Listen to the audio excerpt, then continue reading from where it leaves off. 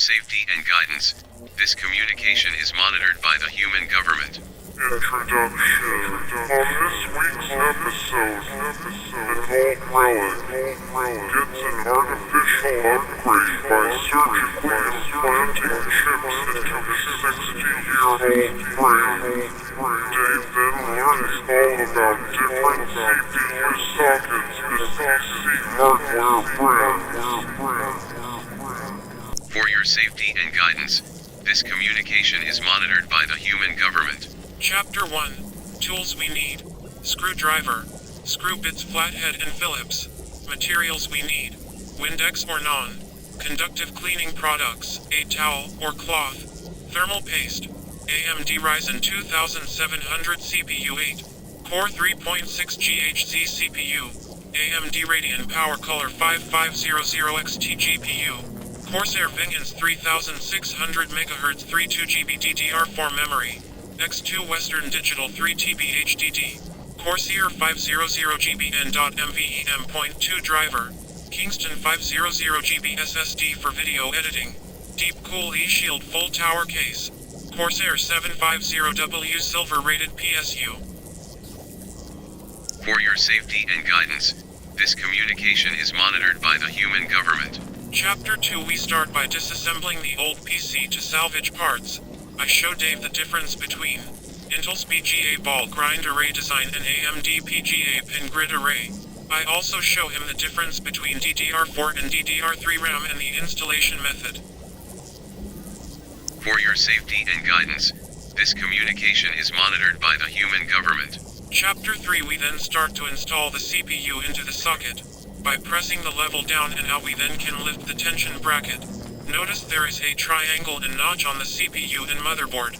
We then line up the notches and place the CPU into the socket gently. We then wiggle the CPU gently to ensure it's firm.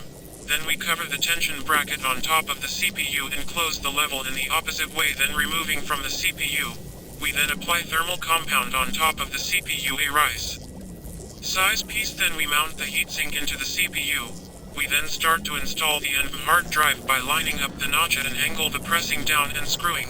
Install the GPU into the PCIe slot located in the middle in a large horizontal slot. We then start to attach HDD cables, power cables, and fan cables to the system. For your safety and guidance, this communication is monitored by the human government. Chapter 4. We then start to attach keyboard, mouse, and monitor, and power on the system. We then install Windows into the NVMe drive and Adobe onto the SSD, leaving storage HDDs for personal and channel storage. Then we personalized RGB lighting and settings. When the system was all done, we then installed the system into the case, which is not recorded.